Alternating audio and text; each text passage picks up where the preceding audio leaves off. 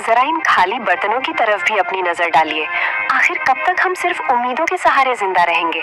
हमारी ही ऐसी बदकिस्मत चौखट है जहाँ महीने के चूल्हा सिर्फ राख उगलने के लिए जलता है। पड़ोस की स्त्रियाँ नए कपड़ों और गहनों की बातें करती हैं और मैं यहाँ सिर्फ 2 वक्त की रोटी के लिए तरसती रहती हूँ। भाग्यवान, तुम जानती हो कि मैं मेहनत करने में कोई कसर नहीं छोड़ता।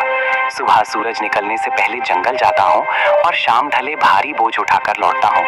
लकड़ी काटना ही मेरा पुरखों का हुनर है और इसी से हमारा गुजारा चलता है। लकड़ी काटने के अलावा भी दुनिया में बहुत से काम हैं।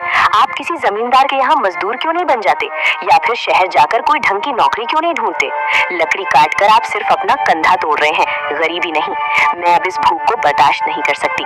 मुझे बस इतना चाहिए कि कम से कम हम दोनों रात को चैन की नींद सो सके, बिना इस डर के कि कल सुबह क्या खाएंगे। ठीक है भाग्यवान, अगर तुम्हें लगता है कि मेरी मेहनत काफी नहीं है तो मैं आज से ही दूसरे काम की तलाश शुरू कर दूंगा।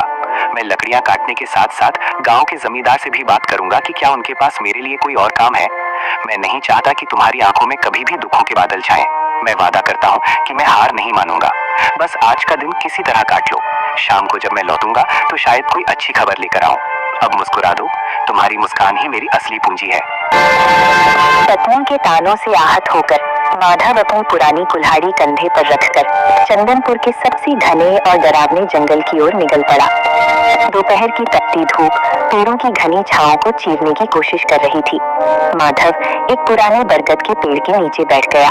उसका मन अशांत था। तभी झाड़ियों के पीछे से एक विचित्र बूढ़ा व्यक्ति बाहर निकला और चेहरे पर एक अजीब सी कुटिल मुस्कान थी। वो धीरे धीरे माधव की ओर बढ़ने लगा। माधव ने गौर किया कि उस बूढ़े के चलने की आवाज सामान्य नहीं थी।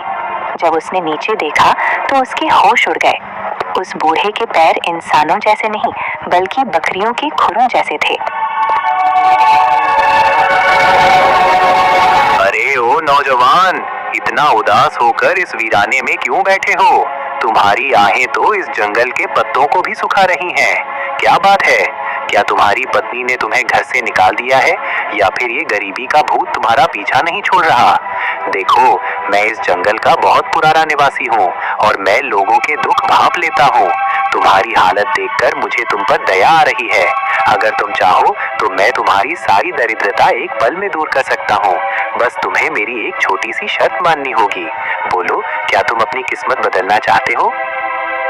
प्रणाम महानुभाव, आप अचानक इस घने जंगल में कहां से आ गए और आपको कैसे पता चला कि मैं अपनी पत्नी से परेशान होकर यहाँ बैठा हूँ? आपकी बातें सुनकर मुझे थोड़ा अजीब लग रहा है।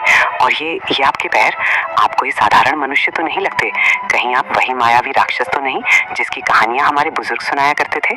कि आप आखिर हैं कौन और मुझसे क्या चाहते हैं? तुम तो बहुत चतुर निकले लकड़हारे।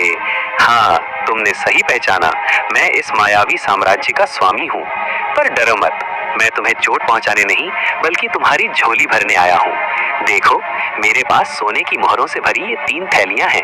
इन्हें ले जाओ और अपनी पत्नी के हर सपने को पूरा कर। ठीक 1 साल बाद तुम्हें मेरे साथ मेरे लोक में चलना होगा और मेरी गुलामी करनी होगी। 1 साल की पूरी आजादी और बेहिसाब दौलत। सोच लो, सौदा बुरा नहीं है। माधव समझ गया था कि ये शैतानी राक्षस उसे अपने जाल में फंसाना चाहता है, लेकिन घर की गरीबी और भाग्यवान के तानों को याद कर उसका मन डोल गया। उसने सोचा कि क्यों ना अभी ये धन ले लिया जाए और बाद में उन वरदानों का इस्तेमाल करके इस राक्षस से निपटा जाए। मालिक, आपकी बात तो सच है। इस तरह रोज रोज भूखे मरने से तो अच्छा है कि 1 साल तक राजाओं जैसी जिंदगी जी ली जाए। मेरी पत्नी को हमेशा मुझसे शिकायत रहती है कि मैं उसके लिए कुछ नहीं कर पाता। कम से कम इन मोहरों से उसे 1 साल की खुशियां तो मिल पाएंगी। बहुत खूब, मुझे तुम्हारी बुद्धिमानी पसंद आई। ये लो सोने की 3 थैलियां। इनमें इतनी दौलत है कि तुम 7 जन्मों तक बैठकर खा सकते हो। जाओ और अपनी जिंदगी के हर पल का आनंद लो। ऐश करो, दान पुण्य करो या जो जी में आए वो करो। लेकिन याद रखना लकड़हारे, मैं ठीक 1 साल बाद इसी जगह इसी वक्त तुम्हें लेने आऊंगा। अगर तुमने भागने की कोशिश की तो मेरा प्रकोप पूरे गांव को भस्म कर देगा। अब जाओ और अपनी पत्नी को ये खुशियां दे दो। हमारी मुलाकात अब 1 साल बाद होगी। तब तक के लिए विदा। माधव भारी मन और भारी थैलियों के साथ घर लौटा। उसने रास्ते से ढेर सारी मिठाइयाँ, फल, मछली और नए कपड़े खरीदे। भाग्यवान और अपनी इस नाराजगी को छोड़ दो, क्योंकि तुम्हारे पति ने तुम्हारी सारी इच्छाएं पूरी करने का रास्ता ढूंढ लिया है। अरे ये सब क्या है माधव? सुबह तो आपके पास एक कौड़ी नहीं थी और अभी दोपहर ढलते ही आप सोने की थैलियां लेकर आ गए। क्या आपने कहीं चोरी की है या किसी का खून किया है? इतने सारे पैसे आपको भला कौन दे सकता है? और ये मिठाइयाँ, ये कपड़े, मेरा तो सिर चकरा रहा है। मुझे सच सच बताइए कि ये धन कहाँ से आया है? कहीं ऐसा ना हो कि इन सुखों के बदले हमें कोई बहुत बड़ी कीमत चुकानी पड़े। भाग्यवान, तुम बहुत सवाल पूछती हो। मैंने कोई चोरी नहीं की है। मुझे जंगल में एक बहुत बड़ा काम मिला है, जिसके लिए मालिक ने मुझे ये पेशगी दी है। उन्होंने कहा है कि मैं 1 साल तक आराम करूं और फिर उनके काम पर लौटूं। बस तुम इतना समझ लो कि अब हमारे अच्छे दिन आ गए हैं। आने वाले 1 साल में हम वो सब करेंगे जो हमने कभी सोचा भी नहीं था। जो भविष्य में होगा उसकी चिंता आज क्यों करना?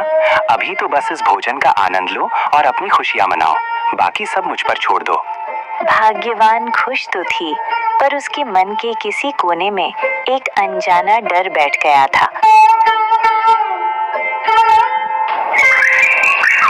समय अपनी गति से चलता रहा। माधव, आज साल का आखिरी दिन है और आप सुबह से पागलों की तरह इस पुरानी कुल्हाड़ी को क्यों खोल रहे हैं? हमारे पास अब सोने की कमी नहीं है, फिर भी आप इस फटी पुरानी कुल्हाड़ी और लकड़ी की बेकार कुर्सी को अपनी जान से ज्यादा संभाल कर रखते हैं। मुझे सच सच बताइए, वो मालिक कौन है जिसने आपको इतना धन दिया और आज वो आपको कहाँ ले जाने वाला है? आपकी चुप्पी मुझे अंदर ही अंदर खाई जा रही है। क्या हम हमेशा के लिए जुदा होने वाले हैं?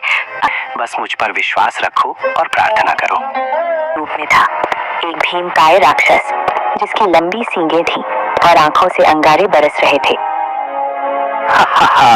लकड़हारे, समय समाप्त हुआ।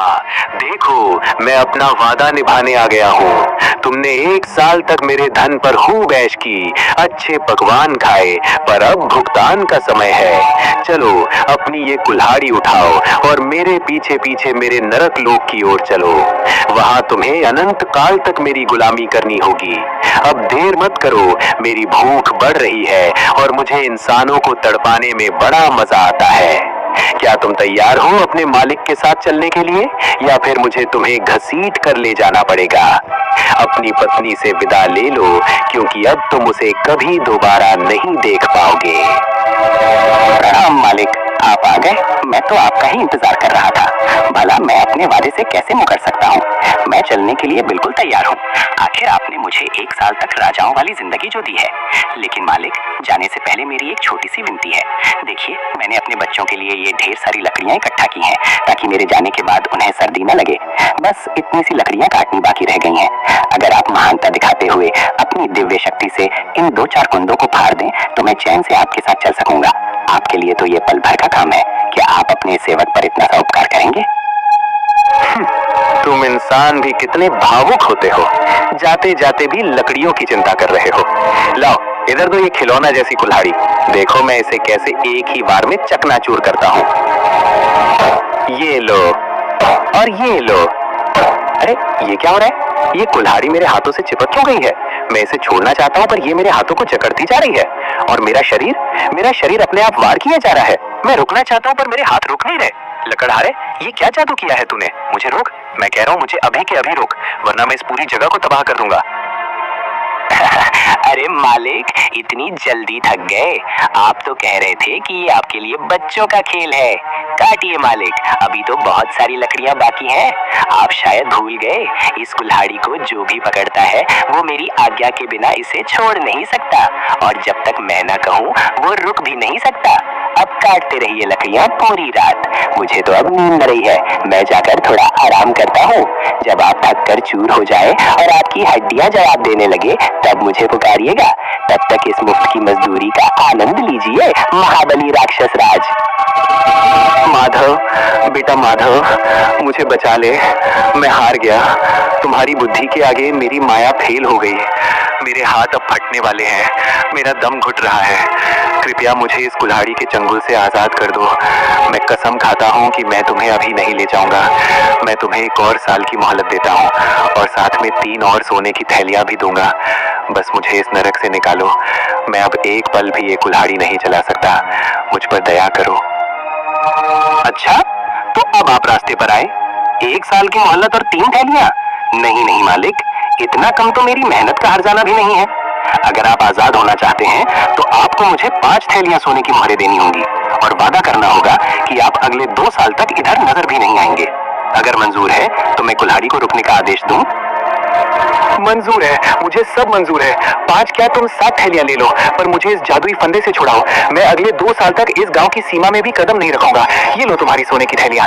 मैंने अपनी माया से उन्हें तुम्हारे आंगन में प्रकट कर दिया है। अब बस इस कुल्हाड़ी को रुकने को कहो। मेरी शक्ति अब जवाब दे रही है।